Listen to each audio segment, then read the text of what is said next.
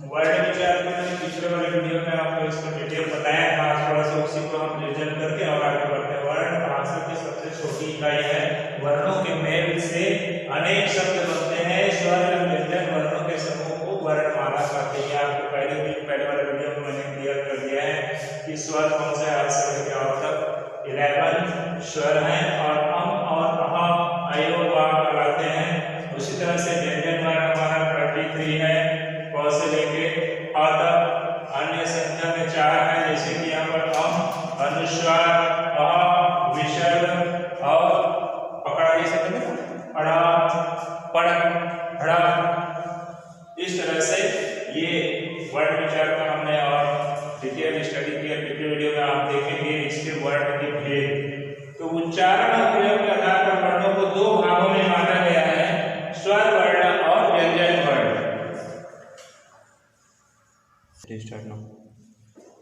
ये दोनों जो वर्ण है ये कहीं भी शुरू में ही नहीं लगता है। जैसे मान लीजिए तो है तो ता कहेंगे तो तलवार हो गया या तरबूज हो गया। इस तरह से देखिए ये दोनों जो है हड़ा जो है स्टार्ट नहीं होता है, बाद में लगते हैं। जैसे पकड़, पड़, जड़, गड़, ऐसा। अब देखते हैं वर्ण भेद। उच्चारण और प्रयोग के आधार पर इसको बिना किसी वर्ण की सहायता से हम बोले जाते हैं। उस तरह के आप किस तरह से स्वर वर्ण है, व्यंजन वर्ण। बिना सहायता से स्वर और स्वर की सहायता लेकर के व्यंजन वर्ण। इसी को अब डिटेल हम स्टडी करेंगे वर्ण भेद। तो 2 तरह से वर्ण भेद कर सकते हैं, स्वर वर्ण और व्यंजन वर्ण। तो किस आधार पर करेंगे? उच्चारण के और प्रयोग के आधार पर। उच्चारण इसका कैसे करते हैं, उसका प्रोनाउंसिएशन कैसा होता है उस पर डिपेंड करेगा। स्वर वर्ण के भेद हैं हर्षोस्वर। हर्ष मतलब 60 वॉवेल्स। हर्षोस्वर कौन होता है? जिन स्वरों के उच्चारण में कम से कम समय लगता है उन्हें हर्षोस्वर कहते हैं। और ये संख्या में 4 होता है। अ, ई, छोटी जो होते हैं छोटी उ और री, ये हर्षोस्वर है। यानी क्या हुआ? हर्षोस्वर क्या हुआ? जिन स्वरों के उच्चारण में कम से कम समय लगता है उन्हें हर्षोस्वर कहते हैं। इनकी संख्या 4 है, अ, ई, उ और री। इसी तरह से हम दीर्घ स्वर देखते हैं। दीर्घ स्वर किसको कहेंगे? लॉन्ग वोवेल किसको कहते हैं? इसकी परिभाषा हो जाएगा, जिन स्वरों के उच्चारण में हर्षोस्वर से दुगना समय लगता है उन्हें दीर्घ स्वर कहते हैं। और दीर्घ स्वर में कौन आएगा? ये बड़ी और ए, ओ, औ। ये जो है दीर्घ स्वर को संधि स्वर भी कहते हैं। तो दीर्घ स्वर में क्या होता है कि हर्षोस्वर से आपको दुगना आपको उसमें उच्चारण में समय लगेगा। जैसे इसको आप बोलते देंगे अ और इसको बोलेंगे तो ये क्या हो जाएगा? ई, ऐसे कहेंगे ई और ई दोनों में अंतर होता है। अब चलते हैं प्लुत स्वर में। प्लुत स्वर क्या होता है? लांगर वॉवेल। लांगर वॉवेल जिन स्वरों के उच्चारण में हर्षोस्वर से 3 गुना समय लगता है उन्हें प्लुत स्वर कहते हैं। जैसे मान लीजिए हम कहते हैं ओम। आजकल तो इसको लिखते नहीं हैं लेकिन बता देते हैं आपको, ये ओम। तो ओम ऐसे कहते हैं तो उससे भी ज्यादा समय लग रहा है। इससे हर्षोस्वर और दीर्घ स्वर से भी ज्यादा समय लग रहा है। 3 गुना समय, इसमें 2 गुना समय लगता है, इसमें 3 गुना समय लगेगा। ओम। इस तरह से ये जो है आपको जनरली यूज कैसे होता है, इनका प्रयोग जो है संबोधन के लिए होता है। किसी को दूर से बुलाना हो तो हम कहेंगे ओम राम, इस तरह से। तो वह अ उच्चारण होता है यहाँ पर। तो ये होता है आपका लांगर स्वर, प्लुत स्वर कहते हैं। अब हम देखते हैं हिंदी में स्वरों का प्रयोग 2 तरह से कर सकते हैं, स्वतंत्र रूप से और व्यंजनों के साथ कर सकते हैं। यहाँ पर स्वतंत्र स्वर मतलब स्वर का डायरेक्ट वर्ड बन जाता है, शब्द बन जाता है। ये भी स्वर है, ये भी स्वर है। आ, ई, आए, आ, ओ, आओ, आ, ई, ए, आइए। तो पूरा स्वर से ही बना हुआ है, स्वतंत्र रूप से हुआ। यहाँ और किसी व्यंजन पे डिपेंड नहीं है। और व्यंजन जो है हमेशा स्वर की सहायता से ही बनता है। और यहाँ पर आप देखिए र में आ तो रा, ग में गे, मात्रा के रूप में लगा, प में तो को मात्रा के रूप में लगता है। इसी तरह और सभी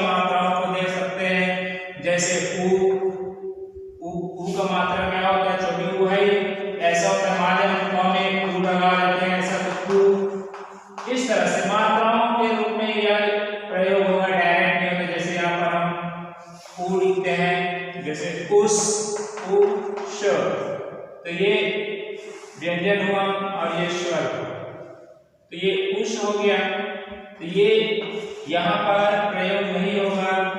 हम जो है इसको इस तरह से लिखते हैं श हलन उ तो शु, इस तरह से यह जो है मात्रा के रूप में प्रयोग होगा। ये आपको अच्छा से समझ लेना है। इसके बाद स्वरों की जो मात्राएं हैं, उसके बाद उ की मात्रा को हम इसके पहले वीडियो में बताए हैं, उसमें आप देख सकते हैं। और होता है अनुस्वार। अनुस्वार को इस तरह से हम लोग लिखते हैं, इसका प्रयोग दो वर्णों के बिंदु के रूप में किया जाता है और हमेशा इसको नाक से बोलते हैं। गंगा, संदेश, आरम, हंस, इस तरह से। और होता है अनुनासिक। एक अनुनासिक है, अनुनासिक जिसको चंद्र बिंदु भी कहते हैं, इसे चंद्र बिंदु भी कहेंगे। और नाक और मुंह से इसका उच्चारण होता है, जैसे गांव, चांद, इस तरह से नाक मुंह दोनों से उच्चारण होता है। लेकिन अनुस्वार केवल नाक से उच्चारण होता है। तो अनुस्वार और अनुनासिक दोनों में अंतर क्या हो जाएगा कि ये जो है प्रत्येक वर्ण में पंचम वर्ण होते हैं।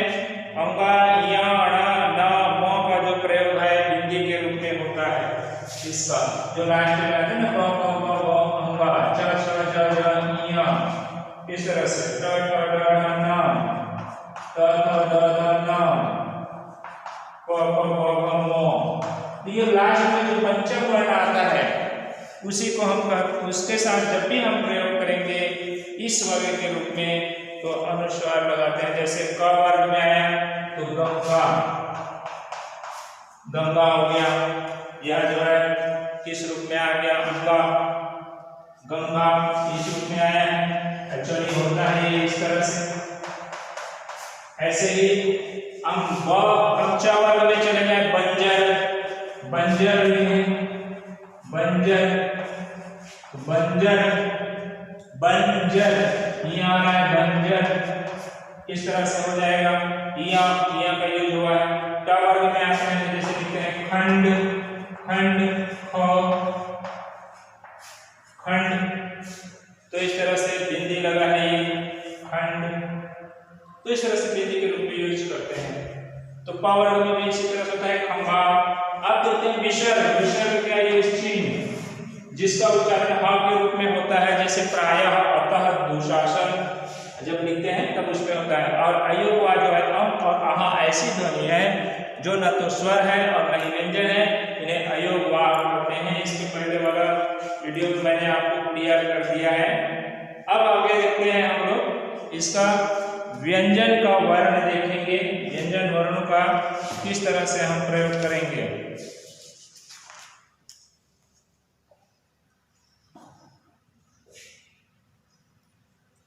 व्यंजन के भेद पढ़ेंगे, स्पर्श व्यंजन, अंतस्थ व्यंजन और उष्ण व्यंजन। व्यंजन में व्यंजन के भेद देखेंगे। व्यंजनों को तीन भागों में बांटा गया है, स्पर्श व्यंजन, अंतस्थ व्यंजन और उष्ण व्यंजन। तो ये इनकी संख्या भी लिखी है कि स्पर्श व्यंजन कितना है, 27 है, अंतस्थ व्यंजन 4 है, उष्ण व्यंजन 4 है। सबसे पहले हम लोग स्पर्श व्यंजन जो बोर्ड में लिखा है आप देख सकते हैं वो कौन से वर्ग में आता है, उसका उच्चारण स्थान क्या है। इसको हम कंठ से बोलते हैं। क ऐसे बोल के देखो, आपको कंठ में प्रभाव पड़ेगा। च तालु किसको कहते हैं, तालु जीभ से जब ऊपर टकराता है, वो वाला हिस्सा है तालु कहलाता है। आप जब बोलेंगे च तो आपका जीभ उस तालु में जाकर चिपक जाता है। इसी तरह से ट वर्ग जो मुंह से बोला जाता है, मूर्धन मतलब मुंह से। ट वर्ग जो है दांत से बोला जाता है। और प वर्ग जो है प फ ब ऐसे कहेंगे तो मोटा आपको खिलता है। तो इस तरह से हम इसका उच्चारण भी समझ सकते हैं। आगे अंतस्थ व्यंजन य, र, ल, व स्वरों और व्यंजनों के बीच स्थित होता है। ये स्वर और व्यंजनों के बीच स्थित होता है। दो तरह का व्यंजन होता है, एक स्वर रहित व्यंजन और एक स्वर सहित व्यंजन। तो स्वर रहित व्यंजन किसको कहेंगे, क हलंत जब लिखेंगे तो इसमें स्वर नहीं है, ये स्वर रहित व्यंजन हो गया। और क जब हम लिखते हैं क, ये क इसमें स्वर नहीं है लेकिन इसमें स्वर है, इसका मतलब होता है इस व्यंजन के साथ, इसीलिए इसको कहते हैं कि ये स्वर रहित है और ये स्वर सहित है। तो दोनों में अंतर यही होता है, ये स्वर। तो तो दो तरह के व्यंजन होते हैं, स्वर रहित व्यंजन और स्वर सहित व्यंजन। तो तीनों प्रकार को अभी हम समझ रहे हैं कि अंतस्थ व्यंजन क्या है, ये समझ आ गया कि अंतस्थ अर्थात यानी मध्य में रहने वाला, यानी अंतस्थ व्यंजनों का उच्चारण करते समय हमारा जो जीवा है वो मुख के किसी भी भाग को पूरी तरह नहीं छूता है। मुख में वायु भी कम समय के लिए रहती है, आधा कार्य हो पाता है, इसलिए अंतस्थ व्यंजन कहलाते हैं। संख्या में 4 होते हैं, य, र, ल और व। उसी तरह उष्ण व्यंजन तालव्य स, मूर्धन्य स, दंत स और ह। तो तालव्य स हमने इसको क्यों कहा कि यह उस श्रेणी में आता है, उच्चारण स्थान उसका तालव है, इसलिए उसको हम इस तरह से बोलेंगे तालव्य स, मूर्धन्य स और दंत स। और उष्ण व्यंजन क्या होता है, उष्ण का अर्थ होता है गर्मी, इसका अर्थ होता है गर्म, गर्म, यानी जब आप इन वर्ड को बोलेंगे तो आपको शरीर में गर्मी आ जाएगी। श श ऐसे बोलते हैं तो गर्मी लगता है।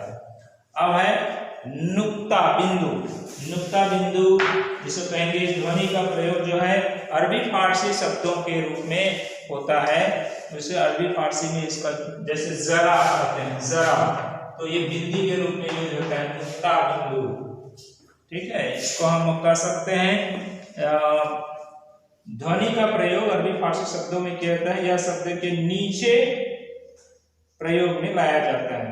अब होता है संयुक्त व्यंजन, जब दो या दो से अधिक भिन्न व्यंजन आपस में मिल जाते हैं तो संयुक्त व्यंजन हो जाता है। दो उसमें व्यंजन रहेंगे, अकेले नहीं रहता है तो संयुक्त व्यंजन होता है। मैंने उसे बताया था पिछले वाले वीडियो में भी समझाया है कि संयुक्त व्यंजन क्या है। अक्ष, श, त्र, ये सब संयुक्त व्यंजन है।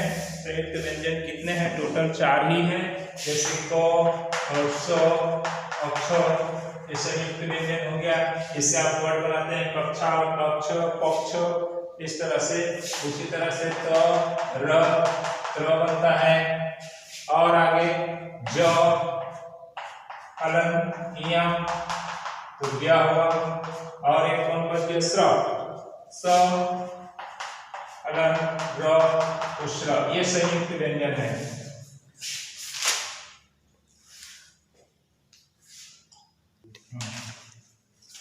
अभी हम अन्य व्यंजन के अंतर्गत देख रहे हैं। एक तो हमने देखा एक पहला हमने देखा नुक्ता बिंदु वाला जो जरा, जोर, जेब्रा, कौरण, इस तरह का संयुक्त व्यंजन देखे।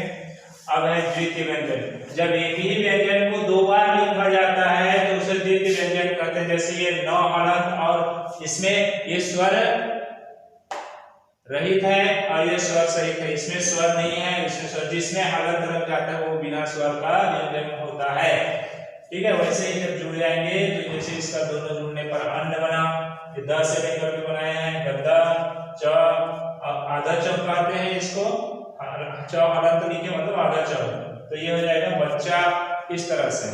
तो ये आपको पूरा हमने व्यंजन, स्वर, व्यंजन पूरा इसका प्रकार और कुछ आपको समझे। इसके पहले वाले वीडियो में आप उसको देख सकते हैं, कुछ आपको अधूरा लगेगा तो। और यह पूरा आपका भेद बता दिया हमने स्वर और व्यंजन में। अब हमने पढ़ा क्या, और कुछ इंपॉर्टेंट्स मैं आपको बिंदु बताता हूँ यहाँ पर, जो आपको याद रखना चाहिए, आप कॉपी में लिख लेना। भाषा की सबसे छोटी इकाई को वर्ण कहते हैं। दूसरा नंबर, हिंदी वर्णमाला में 44 वर्ण है, जिसमें 11 स्वर और 33 व्यंजन हैं। तीसरे नंबर में इनमें ड, ढ, अ जोड़ देने पर वर्णों की संख्या 48 हो जाती है। टोटल 37 व्यंजन हमने बताया, इस सबको जोड़ दोगे स्वर और व्यंजन दोनों मिला करके तो फिर आपको क्या हो जाएगा, 48 हो जाएगा। दोनों मिलकर के वर्णमाला जो हमारा पूरा कंप्लीट हो जाएगा 48 संख्या की। तो जिन वर्णों का उच्चारण स्वतंत्र रूप से होता है उन्हें स्वर कहते हैं, वह किसी की और सहायता नहीं लेता है। और जिन वर्णों का उच्चारण स्वरों की सहायता से होता है उन्हें हम व्यंजन कहते हैं। अ, ई, अ, ई, उ और री।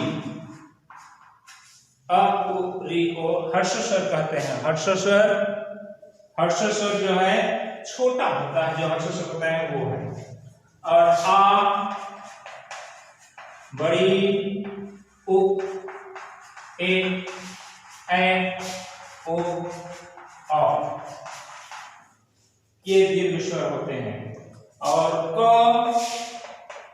जो हो ऐसा जब होगा, या फो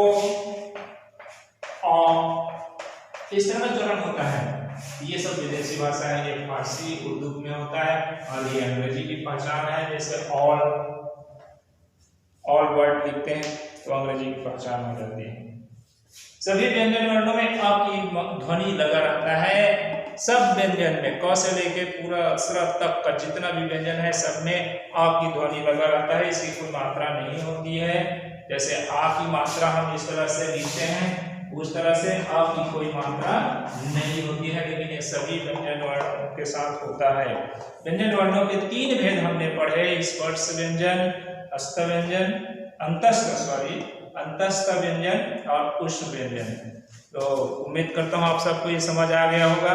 और यह 3 से लेकर पूरे 8 क्लास तक का जितना ग्रामर है स्वर और व्यंजन से रिलेटेड आपके बुक से ही हमने स्टडी किया है, और उसी को आप पूरा कंप्लीट करके आगे आप उसके सेंटेंस को बनाइए और उसको समझिए। और नहीं समझ आता तो बार बार पूछिए, चैटिंग कीजिए, आप व्हाट्सएप भी कर सकते हो और हमें मैसेज करके भी आप या उसको